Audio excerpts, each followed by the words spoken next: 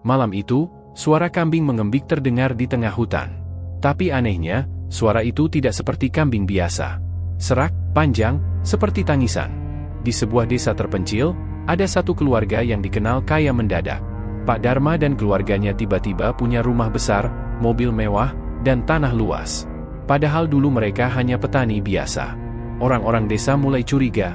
Dari mana kekayaan mereka? Apakah mereka menang lotre? Atau ada bisnis rahasia yang mereka jalankan? Tapi satu hal yang membuat bulu kuduk merinding, setiap bulan, di malam purnama, terdengar suara kambing mengembik dari arah rumah Pak Dharma. Suaranya pilu, menyerupai tangisan manusia. Awalnya, orang-orang menganggap itu hanya kambing biasa.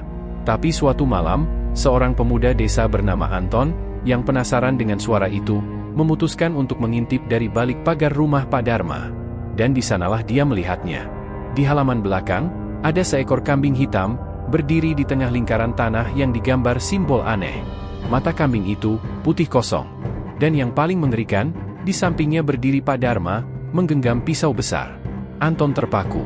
Dadanya berdegup kencang. Dia ingin berteriak, tapi tenggorokannya tercekat. Saat itu juga, Pak Dharma mengangkat pisau dan Anton berusaha menahan napas saat melihat Pak Dharma mengangkat pisau tinggi-tinggi. Cahaya bulan membuat bilah pisau itu berkilat mengerikan. Kambing hitam di depannya mengembik lirih, seolah tahu ajalnya sudah dekat. Dengan satu ayunan cepat, pisau itu menyayat leher kambing. Darah segar menyembur ke tanah yang sudah digambar dengan simbol aneh. Tapi sesuatu yang mengerikan terjadi. Begitu darah membasahi tanah, tubuh kambing itu bergetar hebat. Namun, yang membuat Anton hampir menjerit adalah, suara yang keluar dari mulut kambing itu bukan lagi embikan. Itu suara manusia?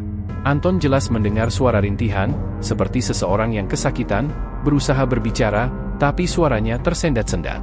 Tubuh kambing yang seharusnya sudah mati malah bergerak sendiri, kejang-kejang, sebelum akhirnya ambruk ke tanah. Pak Dharma berlutut, meraup darah kambing dengan tangannya, lalu mengusapkannya ke wajahnya sendiri.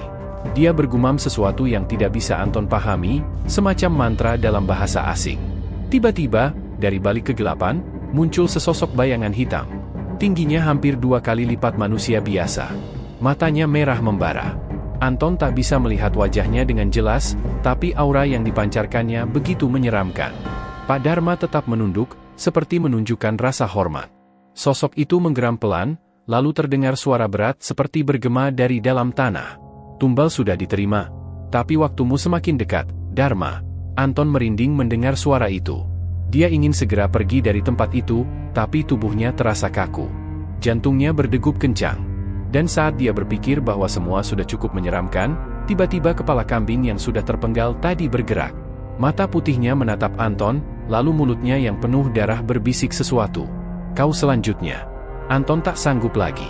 Dia langsung berlari sekuat tenaga meninggalkan tempat itu, tanpa peduli suara ranting yang patah di bawah kakinya. Tapi baru beberapa langkah, dia mendengar suara langkah lain yang mengikutinya dari belakang. Anton berlari sekencang mungkin. Dadanya terasa sesak, napasnya memburu, tapi suara langkah di belakangnya semakin dekat. Dia tidak berani menoleh. Apapun yang mengikutinya, dia tahu itu bukan manusia.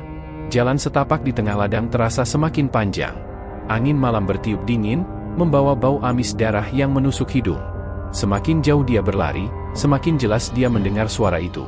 Langkah-langkah berat, dan suara embikan samar yang terdengar seperti tangisan manusia. Anton menggigit bibirnya, menahan rasa takut yang hampir membuatnya pingsan. Dia akhirnya sampai di rumahnya dan langsung membanting pintu. Dengan tangan gemetar, dia mengunci semua jendela dan pintu rapat-rapat. Tapi baru saja dia ingin menarik napas lega, sesuatu menggedor pintu rumahnya. Duk, duk, duk. Anton terlonjak. Itu bukan ketukan biasa. Gedoran itu kuat, kasar, seolah sesuatu di luar sana ingin masuk dengan paksa. Lutut Anton melemas. Dia mundur perlahan, berharap apapun yang ada di luar akan pergi. Tapi yang terjadi malah sebaliknya.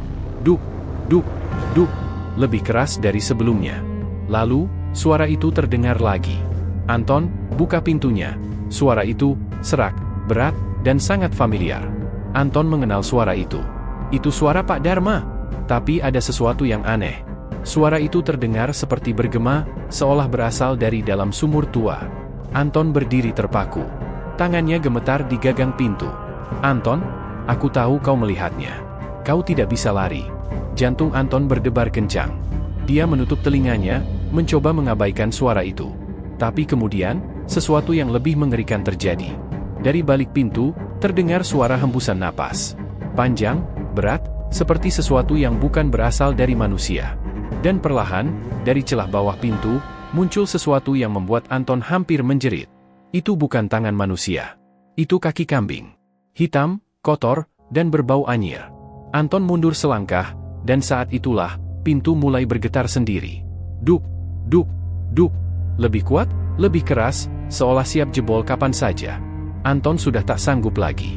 Dia berlari ke kamar, mengunci pintu, dan merosot ke lantai dengan tubuh gemetar. Di luar, suara embikan mulai terdengar lagi. Tapi kali ini, embikan itu berubah menjadi tawa. Tawa yang menyeramkan.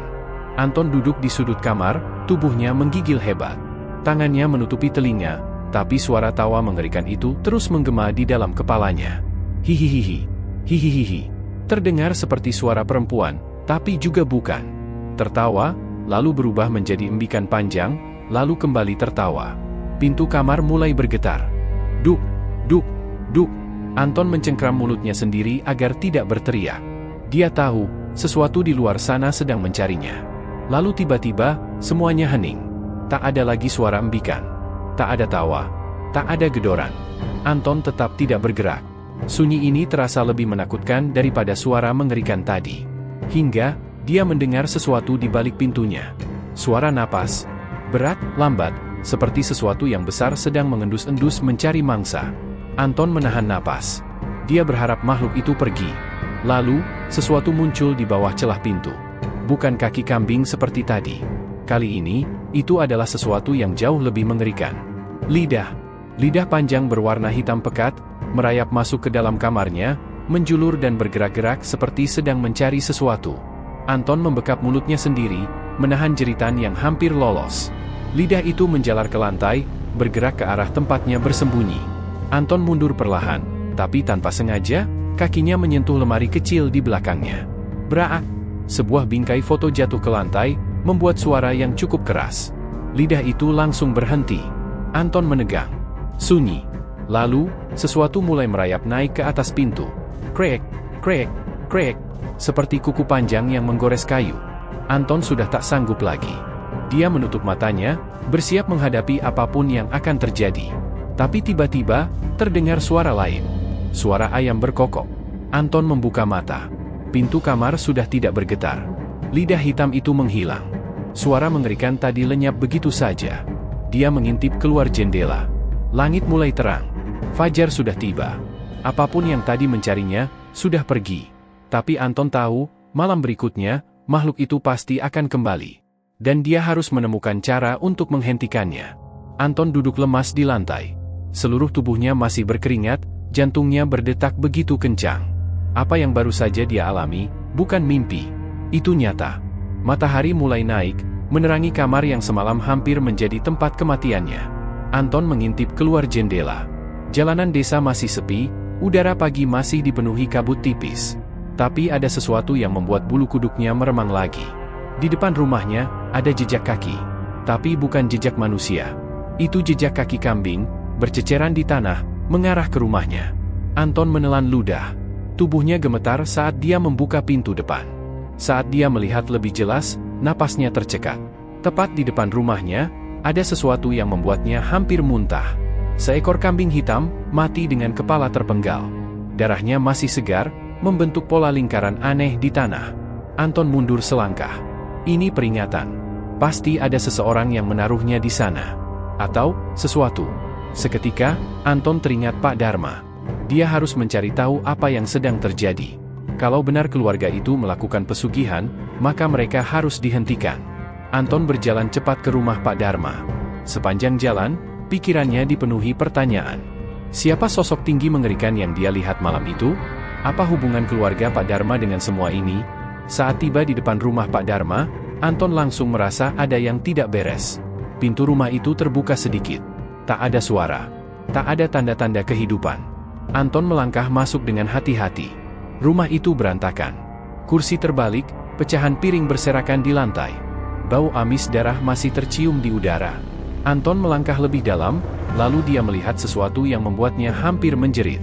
Di tengah ruang tamu, ada Pak Dharma. Tapi dia sudah mati. Tubuhnya kaku dengan mata melotot ke langit-langit, mulutnya terbuka lebar seolah ingin berteriak.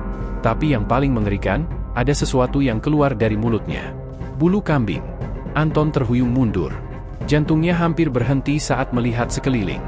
Di sudut ruangan, istri dan anak-anak Pak Dharma juga tergeletak tak bernyawa. Semua dengan wajah ketakutan. Di dinding rumah, tertulis dengan darah. Tumbal belum cukup. Anton menutup mulutnya, menahan rasa mual dan ketakutan yang luar biasa. Lalu tiba-tiba, sesuatu berbisik di belakangnya. Kau selanjutnya. Anton membeku. Napasnya tertahan. Suara itu terdengar jelas di belakangnya. Kau selanjutnya. Lehernya terasa kaku. Tapi instingnya berkata, jangan menoleh. Udara di dalam rumah itu tiba-tiba menjadi lebih dingin. Bau amis darah semakin menusuk. Anton menguatkan diri, lalu dengan cepat berlari keluar dari rumah Pak Dharma tanpa menoleh sedikit pun. Dia terus berlari, menembus jalanan desa yang masih sepi, menuju rumah Pak RT. Dia harus memberitahu orang-orang. Dia harus keluar dari desa ini sebelum semuanya terlambat. Begitu sampai di rumah Pak RT, Anton menggedor pintunya dengan panik. Pak RT, tolong! Ada yang mati? Keluarga Pak Dharma, mereka semua. Pintu terbuka. Pak RT berdiri di ambang pintu, menatap Anton dengan ekspresi datar. Anton terengah-engah, mencoba menjelaskan apa yang dia lihat. Tapi Pak RT tetap diam. Lalu, dengan suara pelan, dia berkata, kami sudah tahu. Anton tertegun. Pak RT menatapnya dengan mata kosong. Ini bukan pertama kalinya. Anton merinding. Dia melangkah mundur. Pak RT mendesah, lalu melangkah keluar. Dari belakangnya, beberapa warga desa mulai berdatangan. Mereka mengelilingi Anton dengan ekspresi yang sama, kosong, dingin, tanpa emosi. Kau melihat sesuatu yang seharusnya tidak kau lihat, Anton, kata Pak RT lagi. Anton mundur lebih jauh. Kalian semua tahu, suaranya bergetar. Pak RT mengangguk. Desa ini sudah lama hidup dalam perjanjian. Anton mulai paham. Ini bukan hanya tentang Pak Dharma. Seluruh desa terlibat. Mereka semua tahu tentang pesugihan ini. Mereka semua membiarkan tumbal terus dikorbankan. Dan sekarang, Anton adalah bagian dari rahasia ini. Dia merasa tubuhnya melemas. Warga semakin mendekat. Lalu, dari kejauhan, terdengar suara itu lagi. Suara embikan panjang, yang terdengar seperti tawa. Hihihihi. Anton tahu, dia tidak punya jalan keluar lagi. Anton mundur perlahan. Puluhan pasang mata warga desa menatapnya tanpa ekspresi. Pak RT berdiri di depan, matanya tajam dan dingin. Di kejauhan, suara embikan yang terdengar seperti tawa semakin jelas. Hihihihi. Hihihihi. Angin dingin berhembus, membawa bau anyir darah yang semakin menusuk hidung. Anton merasa seperti terjebak di tengah kawanan serigala lapar. Kalian semua gila? Ini semua pesugihan, bukan? Suara Anton bergetar. Pak RT menghela napas pelan. Kami hanya mengikuti aturan, Anton. Aturan? Aturan apa? Pak RT menatapnya tajam. Setiap beberapa tahun, tumbal harus diberikan. Jika tidak, desa ini akan musnah. Anton merasa tenggorokannya kering. Jadi keluarga Pak Dharma, mereka dikorbankan. Pak RT menggeleng pelan. Bukan. Mereka melanggar perjanjian. Perjanjian? Anton semakin bingung. Pak RT berjalan mendekat. Pesugihan ini harus terus berjalan. Tapi ada syaratnya. Setiap keluarga yang mendapat berkah harus siap menyerahkan tumbal. Pak Dharma mencoba menghindari kewajibannya. Akibatnya, mereka diambil. Anton merinding. Lalu kenapa aku? Pak RT tersenyum kecil. Karena kau tahu terlalu banyak, Anton. Dan makhluk itu sudah memilihmu. Anton menahan napas. Dari sudut matanya, dia melihat sesuatu bergerak di tengah kabut. Sosok tinggi, berjubah hitam, dengan kepala kambing yang membusuk, berdiri di kejauhan. Matanya hitam legam, tanpa bola mata. Tanduknya panjang dan bengkok, tubuhnya dipenuhi bulu-bulu kotor dan bercak darah.